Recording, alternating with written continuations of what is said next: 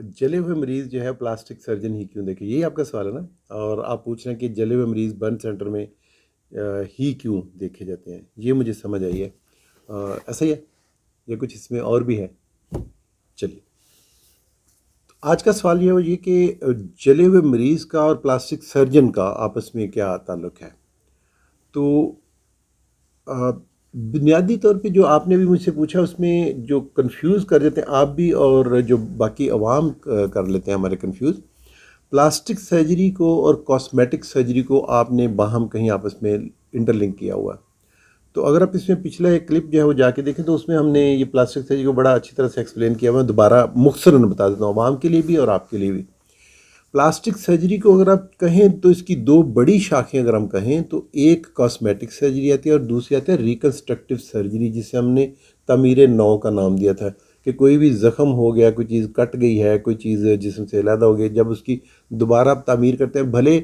उसी शख्स के जिस्म से लेके स्किन को या टिश्यूज़ को या मसल को, बोन को, कार्टिलेज को लेके जब दोबारा से तामीर कर रहे होते हैं तो उसे हम रिकन्स्ट्रक्टिव सर्जरी बोलते हैं। तो जो जले हुए मरीज़ हैं उसे आप reconstructive surgery, reconstructive plastic surgery का नाम ले लीजिए, इसलिए जले हुए मरीज़ को प्लास्टिक सर्जन ही दिखेगा। तो लेकिन इसे इतना इसे ये एक आम फहम के लिए मैं बता रहा हूँ, इसे इतना जनरलाइज ना लीजिए। जहाँ प्लास्टिक सर्जन नहीं है तो जनरल सर्जन जो है वो भी जले हुए मरीज़ों को उसी तरह से देखते हैं। अच्छा, दूसरा इसमें ये देखिए कि अगर आप पंजाब में देखते हैं जो 6-7 बड़े जो आपके बर्न सेंटर्स हैं, जो सेंटर्स जले हुए मरीज़ को देखने के लिए मखसूस हैं, स्टेट ऑफ द आर्ट करते हैं, उसमें आप देखिए तमाम जगह पे प्लास्टिक सर्जरी डिपार्टमेंट और जो बर्न सेंटर ये लाजम मलजूम है। इनको हेड जो हैं इल्ला माशाल्लाह जो जैसे फिम्स में हमारे जनरल सर्जन हमारे तारिक साहब का आप देखें माशाल्लाह बड़ी देर से बड़ा अच्छा वो रन कर रहे हैं। आप आर्मी के सेटअप को भी देखें तो उसको भी जो है प्लास्टिक सर्जन डील कर रहे हैं। और बाकी जो पंजाब में आप बड़े जिन बर्न सेंटर्स का नाम लेंगे वो बेसिकली प्लास्टिक सर्जरी डिपार्टमेंट जो है वो उनको रन कर रहा है। नो डाउट कि जनरल सर्जन इसको रन कर सकते हैं। यहाँ मैं थोड़ा सा इसको करेक्शन कर दूँ, जो आम लोगों में और जो मीडिया में भी बहुत ज़्यादा मिसकंसेप्शन है, बल्कि हमारे जनरल सर्जन में मिसकंसेप्शन आता है जी कि जो जला हुआ मरीज़ आया फिर आप फौरी तौर पे उसे बर्न सेंटर में क्यों नहीं लेते। नहीं, ऐसा नहीं हो सकता। ये नेशनली इंटरनेशनली, फिर मुझे किसी जगह कहा गया जी आप अपने लोकल जो है उस चीज़ को, उसकी रिक्वायरमेंट को देखें। तो देखिए, लोकल हो, नेशनल हो या इंटरनेशनल हो, रिक्वायरमेंट बेसिकली क्या है। अगर हम ये समझ लें कि बर्न में होता क्या है, उसकी ट्रीटमेंट क्या है, तो फिर ये बात करना ज़्यादा आसान हो जाएगी। चाहे वो मीडिया हो, चाहे आम लोग हो, चाहे वो डॉक्टर्स की ही हमारी अपनी जो स्पेशलिटीज़ हैं, कम्युनिटीज़ हैं, फिर बात करना आसान हो जाएगा। जो जला हुआ मरीज़ है, 4 फेजेज़ इसकी होती हैं। जब मरीज़ जल जाता है तो उसके पहले 24 से 36 घंटे जो है उससे हम बोलते हैं रिससिटेशन फेज़। रिससिटेशन फेज़ जो है वो इमीडिएटली फौरी तौर पे और हंगामी बुनियादों पे आप उसे रिससिटेट करते हैं कि जितना उसे धचका लगा है, जितना उसकी स्किन के ज़रिए से स्किन के लॉस हो जाने की वजह से उसका फ्लूइड लॉस हो रहा है, जो इन्फेक्शन होने के चांसेस हैं, या खुदा न खास्ता कोई धमाका हुआ उसकी वजह से आग लग गई, जैसे अक्सर आप देखें गैस लीकेज में धमाका हो जाता है, या जैसे और कोई एक्सीडेंट हुआ उसमें बाकी इंजरीज आ गई तो फिर वहाँ पे साथ में बर्न इंजरी। रिससिटेशन फेज़ में हम कोशिश ये कर रहे होते हैं कि जो उसका पानी का ज़िया जो हो रहा है, जो पानी उसका ज़ाया हो रहा है जिस्म में, जो इन्फेक्शन के चांस हैं, उसको फौरी तौर पे किस तरह कम किया जाए, नंबर 1। दूसरा हम साथ ये देख रहे थे कि उस हादसे की सूरत में, जिसे हम अपनी लैंग्वेज में सेकेंडरी इंजरीज कहते हैं, कि खुदा न खास्ता कोई पेट में कोई ज़ख्म तो नहीं आ गया, कोई फ्रैक्चर तो नहीं हो गया, कोई गिरने की वजह से कोई दिमाग की कोई हेड इंजरी तो नहीं होगी। तो रिससिटेशन फेज़ एक ऐसी फेज़ है जिसको basically general surgeon, trauma team और एमरजेंसी की team, हूसएवर is dealing that emergency, वो उसको देखते हैं। हाँ, उसमें ओवरलैप जाए, यहीं से रोल जो है प्लास्टिक सर्जन का भी शुरू हो जाता है। ये पहली फेज़ होती है, इसमें इसे एक एज अ टीम काम करते हैं। अब देखिए अगली 3 फेजेज़ क्या हैं। जब इंजरी हो जाती है, जब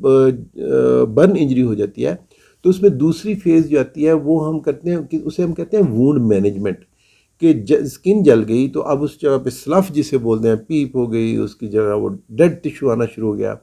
तो अगली फेज़ में, सेकंड फेज़ में, हमने उसकी वूंड मैनेजमेंट, हमने ज़ख़म तैयार करना है। ये तैयार इसमें क्या करना है, आपने ज़ख़म से जल्दी से ठीक करें नहीं, ज़ख़म को تیسری سٹیج تک لے کے جانے کے لیے، تیسری سٹیج ہوتی ہے جس میں ہم اسے بولتے ہیں سافٹ ٹیشو کوریج دینا، کہ وہاں آپ نے اسکن گرافٹ کرنا ہے، وہاں آپ نے جلد کی پیوند کاری کرنی ہے یا کوئی فلیپ لے کے جانا ہے، اس کے لیے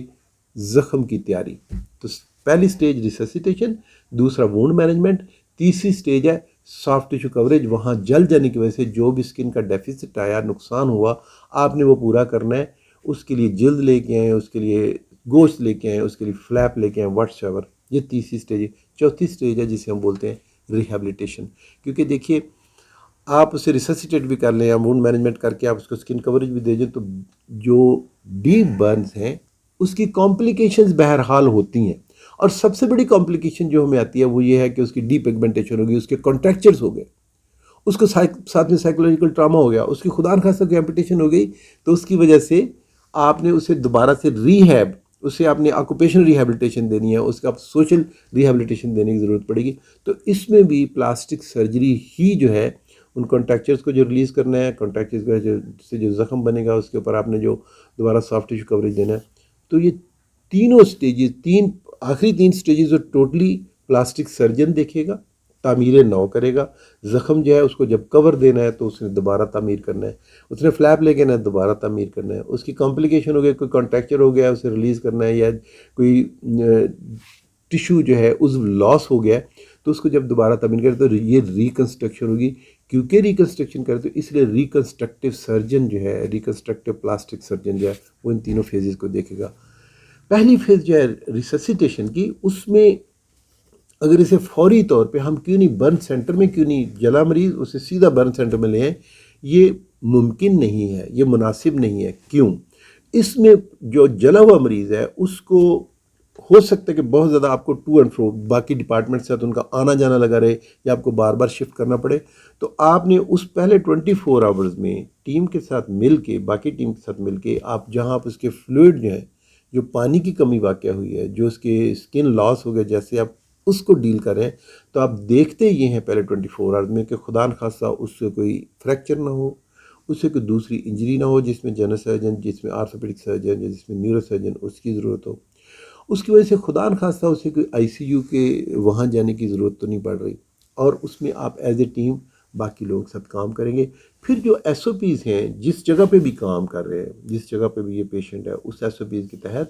یہ آپ لکھیں گے، اور برن سینٹر وہاں یہ پیشنٹ جو ہے شفٹ ہوگا۔ یہ تو جواب تھا جناب کہ برن پیشنٹ کو پلاسٹک سرجن ہی کیوں دیکھتا ہے، کیونکہ اس کی جو 3-4 میں سے 3 فیزز جو ہیں اس میں تعمیر نو ہونی ہے، اس میں وونڈ کو آپ نے اس طرح سے تیار کرنا ہے۔ پلاسٹک سرجن بیسیکلی کر کیا رہتا ہے، یہ وونڈز کو، اس کی ہیلنگ، اس کی جو ری ماڈلنگ ہے اس کو یہ اوور لک کر رہتا ہے۔ تو ہمارا جتنا بھی کام ہے اگر آپ دیکھیں وہ سارے کا سارا اس طرف لے کے ہم جا رہے ہیں کہ اسے تعمیر نو آپ نے کیسے کرنی ہے، اور وہ کتنا جو ہے نارمل سے قریب تر ہو، تو اس لیے اسے پلاسٹک سرجن دیکھ رہا ہوتا ہے۔ آپ دیکھیں کہ جو ہی آپ ایک خاص اسٹیج سے نکل جاتے ہیں، زخم جب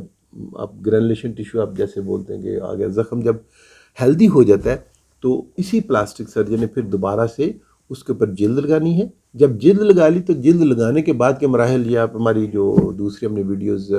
ریکارڈ کروائی ہوئی ہیں کہ اس میں آپ نے کلر چینج کیسے نہیں ہونے دینا، اس میں آپ نے کھچاؤ سے کیسے بچنا ہے، اس میں پلاسٹک سرجری کی کہاں کہاں ہیلپ ہوگی جلے ہوئے مریض کے لیے۔ اچھا، پھر جب یہ پہلی مرتبہ آپ نے اسکن سافٹ ٹیشو کوریج دے دیا، تو جب ریہیبلیٹیشن جب کریں گے، جب اس کے کانٹریکچر کو کھچاؤ کے عمل جو ہے اس سے بچانا کیسے، سب سے پہلے تو اسے بچانے کی پریونٹیو میئرز لیے جائیں گے، فزیو تھراپی کروائی جائے گی،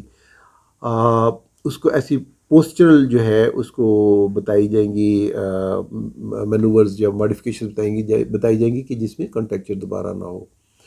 اس کو سپلنٹس جو مختلف دیے جاتے ہیں، لیکن اگر خدا نخواستہ کسی وجہ سے برن زیادہ ہوا ہے، کانٹریکچرز بن گئے، تو پھر آپ کو پلاسٹک سرجن جو ہے مختلف فلیپس کی وجہ سے، اسکن گرافٹنگ کی وجہ سے دوبارہ سے سافٹ ٹیشو کوریج کرنے میں مدد دے رہا۔ تو اس لیے بہتر یہ ہوگا کہ جو مریض جلا ہوا ہے وہ بجائے اس کے، ہم نے دیکھا کہ وہ بعض اوقات مریض اپنی سادگی میں، اور ڈاکٹر اپنے آپ کچھ بھی اسے وجہ کا نام دے دیجئے، وہ یہ پیشنٹ جو ہے یہ پلاسٹک سرجن تک نہیں پہنچتے۔ میرا یہاں پہ آپ کے توسط سے جو عوام کے لیے کہنا ہوگا کہ اگر آپ کا مریض جل چکا ہے، اسے دوبارہ سے اسکن کوریج کی ضرورت ہے، سافٹ ٹیشو کوریج کی ضرورت ہے، تو بہتر ہوگا کہ جو ریکنسٹرکٹیو سرجن ہے اس سے بھی آپ ضرور ملیں اور اس کو بھی دکھائیں، اور ساتھ میں یہ چیز جو ہے، یہ تاثر جو ہے، یہ بھی آپ کو پہنچنا چاہیے کہ جلا ہوا مریض فوری طور پہ آپ اسے اٹھا کے برن سینٹر میں نہیں لے کے آئیں گے. اس کی 4 فیزز جو ہیں وہ سمجھ لیجئے کہ اس اگلی 3 فیزز میں جانے کے لیے اس کے لیے ضروری ہے کہ پہلے مریض زندہ رہے. جو اسے برن انجری ہوئی اس کی وجہ سے جو پانی کا ضیاع ہو گیا، جو اس کا انفیکشن کے چانسز ہیں، سب سے پہلے ہم نے ان چانسز کو، انفیکشن کے چانسز کو نیچے لے کے آنا ہے، اور جتنی پانی کی کمی ہو گئی ہے وہ اس کو دور کرنا ہے. اور ساتھ ہی ساتھ ہم نے یہ دیکھنا ہے کہ خدا نخواستہ اس کے ساتھ کوئی اور انجریز تو نہیں ہے.